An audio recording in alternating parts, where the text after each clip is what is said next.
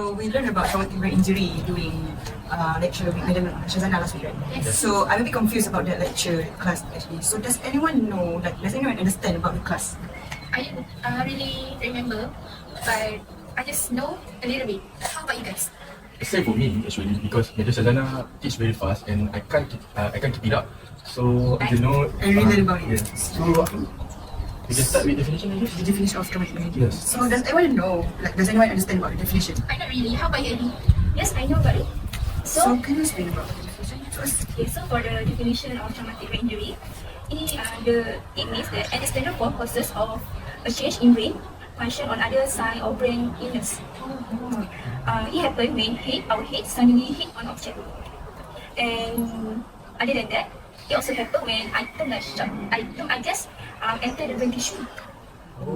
It's very scary. Yes, you guys can imagine, right? So is there any symptom of it? Symptom, yes, there are 3 symptoms in traumatic brain injury, which is mild, moderate, and severe. What is mild? Okay, so mild is 3 symptoms of traumatic brain injury. Which is mild, moderate, and severe. What is mild?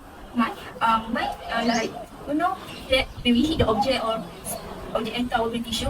So mild, we may be conscious or lost consciousness for a few seconds or minutes. Oh, it seems like micro-sleeping, right? Yes. How about moderate and severe? Oh, for moderate and severe, it's same with mine, but it was. So for mild, you may lose consciousness for a few seconds, but moderate or severe maybe more. Yes. Maybe like coma, I guess. Yes. How about the physiological?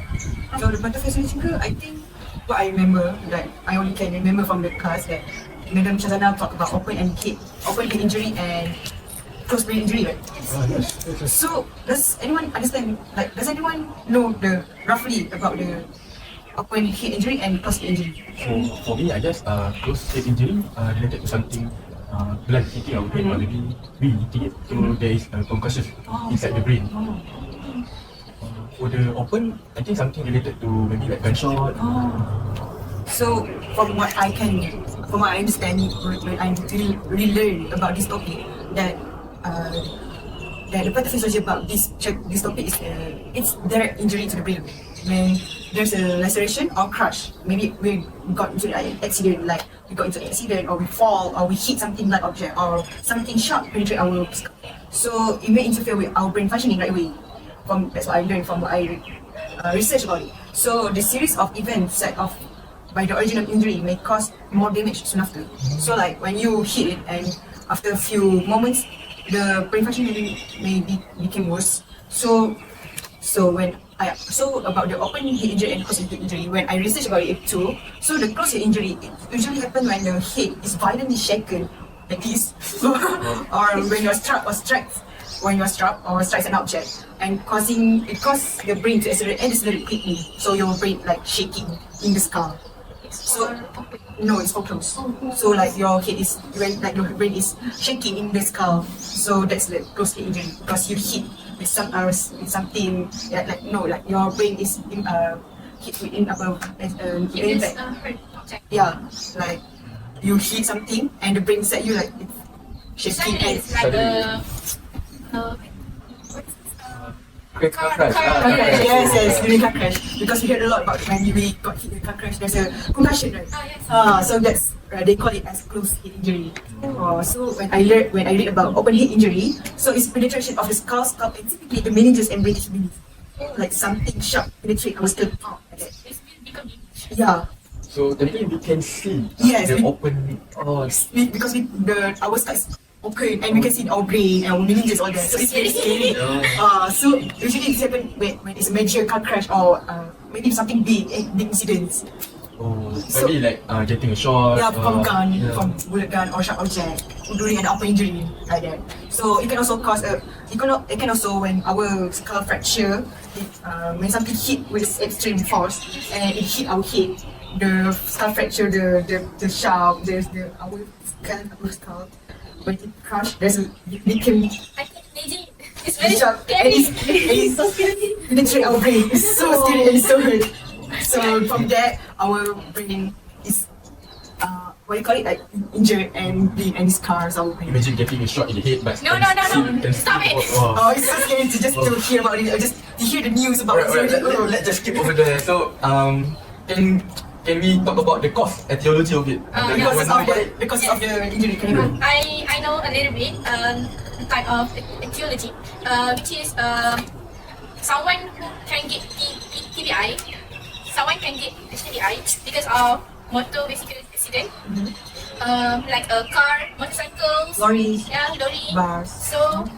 So repeated head injury and also workplace accident. I'm sorry for interrupt, but yes, you repeated head injury. Repeated, can you explain about that? Oh yeah. In some case, repeated below the hip, just as the experience in contact sport, like American football or boxing. You know the boxing WWE. Yeah. Oh, They keep hitting our Hitting head. our head and ears. So our Right? oh yes. So So our blood will become damaged. Yeah. But basically, push out, making it hard, making oxygen hard to get into the brain, something like that. So from that, sport only you can get this brain injury. Yes. Because it keep because the sport keep hitting our head. Yes. It's like a boxing. Silat also sometimes their hits our heads, right? It's very dangerous. And then for the workplace, I will continue with workplace. Maybe at outside. Yes, outside. It's like working for architecture. Yes. And then related to head injuries, sport accidents like the repeating head injury, and then falls. But the sport accidents, from football we can get same thing, right? Because Yes. the ball hit our head. Yes. Do you think children and elderly person tend to get TBI. TBI? I think it's very common to children because falls. Because they are more active, right? Yes. So And running around. and they tend to fall down during running and during the activities. Right? And for adults, it's also most common because we do the activities like what I explained before this. So we already know and understand about the definition, pathophysiology and etiology of the TBI, right? So is there more? Like, is there anything that I missed? It's about clinical features maybe. Clinical features. So what is clinical features? Clinical feature. So now is my time to shine. Okay, so you guys know there are many types of clinical feature of TBI. No, can you explain? Okay, so clinical feature of TBI is divided by three: physical, cognitive, and emotional. Oh, so what is physical? Can you explain about that? Physical feature of clinical, first, losing of consciousness. So like Eric said in the beginning, some people with TBI can lose consciousness up to 1 minute to 1 hour. If mild, if severe, they can go into coma for days. Then we have post-injury amnesia. Post-injury amnesia is something like you are forgetting the memories ke injury after TBI. Is it a period? Yes, there is a period. So it can be severe also. So it can take like maybe like 2 days, 3 days, or maybe a month, a year. So person with TBI tend to lose their memory faster than a person who are diagnosed with amnesia. So people with TBI also experience chronic pain, headache, and dizziness. They also can get seizure. Seizure? Something like sawan. Sawan? Yes. Oh, where people are shaking, Shaking. and there's foam from the mouth. Yeah, their motor function start to deteriorate. This is because they cell, the connective tissue and all the pain receptors and so on start to failing. That's why it can be quite severe. So how about connective? So connective, there is a couple of research done. So the most common is diminished attention span. So it's like ADHD but severe ADHD. So the memory is like dolphin. Not dolphin, a Nemo.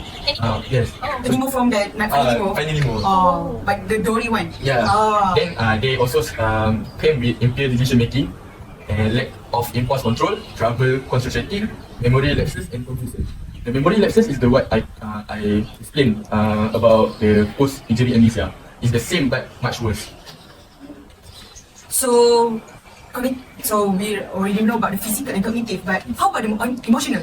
Okay, for emotional, people with TBI tend to be the diagnosis is the same as people with depression because their emotional is cannot be uncontrollable. So they sometimes post-traumatic stress, Like PTSD. yes, personality change, depression, aggression, anxiety, and apathy. So they get this emotional like depression symptoms because of TBI. They are not depressed because of stress, but they are depressed because of TBI. Because they have TBI. Yes, because the cell in the brain start to deteriorate and it making them thinking they have stress, but they are not. And they're stressed because of the pathway that is being reached to snap, something like that. So most people got emotional things like this because of mostly maybe environment or environment, yes. but this they got it because their self functioning. Yes, because their brain starts to lose their functioning. I thought, yeah, because of their environment.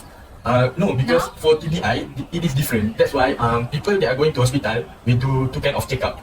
Okay. So that's the activities of the TBI. But is there any treatment for this? Yes, there are two management that a person with TBI can go. First of all is doctor management. So in doctor management, most of them will do a diagnosis. So there are 4 types of diagnosis that is common in this in our country. One is a Glasgow coma scale. Glasgow coma scale ability to score from 3 to 15 in the Glasgow coma scale. Higher score means less severe injury. Can you explain more about this Glasgow coma scale? Okay. Like, what is it about? The Glasgow coma scale is a type of scale that we will do some exercising. So maybe like functioning body. So upper standing, flex your arm and so on. If there are type of movement that they can do, so it will deduct from the mark. If they can do, there will be 1 mark. The less the higher the score until like maybe 10 to 15, so they are less severe. If you if you score under 15, so you might be suffering from it. So specifically, Glasgow coma scale is an assessment to check brain functioning. Yeah, the diagnosis. How about the injury symptoms? Okay, to find about an injury symptom, they will ask a couple of questions. So they will ask them about their medical history, maybe like their own history. So maybe like did they had an accident? Do they fall in this couple of months? Maybe something blunt or something fast hitting the head. All that kind of question will be assessed by the doctor to find is this person suffer from TBI or something else. Oh, it's like software. Yes, something like Sophia, but something a little bit complicated because it will only ask question about the injury. So it's only us. But The patient is actually- specific. Yes. So not related to only the patient, also the family members, because sometimes just like what I say, person suffering from TBI can also have amnesia. So they might not be remembered some accident that happened to them, but the family members remember it. Also, doctor can do some imaginary tests, what we call CTI and MRI, So doctor will do CT scan and MRI for. to look at any part of the brain that is damaged. Because as you guys know, TBI is something related to brain. Might be open and closed, bleeding, or maybe rupture in the brain. So CT scan and MRI can scan and we can detect it. So doctor can know what type of it. Okay, let's talk about intracranial pressure monitor. What the doctor do for this? So for intracranial pressure monitor is something that is not commonly used because to check the pressure of brain, you need to use some kind of device. But most hospital, except for swasta, has that device. So to be clear, it's something that you will check the pressure of the brain because every person have different brain wave and brain pressure that keep it our brain in place. So if there is a rupture in the blood vessel, so the pressure will be much more compact because they got liquid. So it will make the brain compress. So the liquid is from CPF. CBF. So that's the management. So what's the another management? So another management is physiotherapy management. Physiotherapy management is a consist of technique and also neurological TBI. So for neurological TBI, physiotherapy can start with improving balance and walking, improve ability to roll, move in bed, sit, standing. So wait. So therapy management is after After doctor management, because doctor only diagnose and then maybe like operation, surgeon if it bad. But physiotherapy management is after all of that. Yeah. So, recovery. Before we do the PT management, we should to have the permission from the doctors. After the patient get the permissions, after this case have the permission, so PT department will take over the patients. So we can perform the management. So like what's then said. So you said the neurological TBI is to improve balance and walking. So maybe the patient got some when their brain is when their head is injured, they might what is it called, like effect their their normal behavior. That's why physiotherapy management focusing on improving their balance, ability to roll, moving in bed. This is because when after surgical, they are a part of neuro that being cut off or maybe being removed. So to make them not stroke or maybe cannot move, we as a PT management need to help them to improve their balance and walking. This also help reducing muscle spasm, pain and stiffness. Why we have to buy the physiotherapy to reduce muscle pain and stiffness when it happen to our brain? This is because the neurology pathway.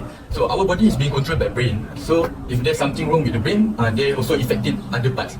So just like what you asked, why? Because when some part of brain is being hurt or maybe being fixed, there is another part in the body that is cannot be used or maybe partially used. Can I ask you, what type of the activity that we can use to reduce muscle spasm and joint stiffness? Okay, so there are a couple of techniques such as therapeutic exercise, manual therapeutic technique like mobilization or manipulation. So just like we learned last sem, there is a couple of joint play, joint move, and all of that kind of. So PNF exercise also can be do, but depending on the area of effect. Because some part of muscle that being contract and concentrate is depending also on the part of brain that being surgery, being fixed. How about the basic exercise that we can perform? Depending, like I just said, depending on the patient, because passive exercise is something that we done when the person cannot move by themselves. But if they can move, maybe just a little bit of movement, so we can do like we can do some muscle strengthening test to make their muscle a little bit stronger. Maybe also when the muscle is strong, it can help them counter back the pain. So is there any other treatment other than you just explained, like PNF, active exercise, or the joint walk? Is there any technique other than that? Depending on the family members. So functioning training in self-care, LDS and home care is very important after surgery or after going back to home. Because some patients who are going back to home tend to not doing the exercise like we PT instruct. So this is very important to teach the family members, the wife, the son about this, because that TBI is something that cannot be fixed immediately. It takes time. No matter how much you surgery, how much you take medication, it will not be fixed immediately. You need to start by strengthening your muscle, start by mobilizing your joint and so on. But can I ask, like, in this slide, there's prescription and application of equipment like orthotic, prosthetic, device, mobility aid, and wheelchair. Why is that? Because it doesn't injure our spinal cord. Okay, so that's like I say, the brain is like the monitor. It's like the heart, and not the heart, the relay station. So if the relay station is damaged, so they cannot relate to the lower body and upper body. So sometimes patient after surgery, they cannot walk by themselves. So that's why we need to give them wheelchair, mobility aids, like crutches. Sometimes they are only partial. So maybe like the only right leg is cannot move. So depending on the condition, so we as a PT need to prescribe the suitable mobilization aid. But doesn't functional training at work, school, play, and leisure activities including community reintegration sounds like an OT job, like occupational therapy job? Yes, because we as a PT only focusing on the gross motor, like walking, jumping and so on. So something that is like writing, eating and so on is an OT management.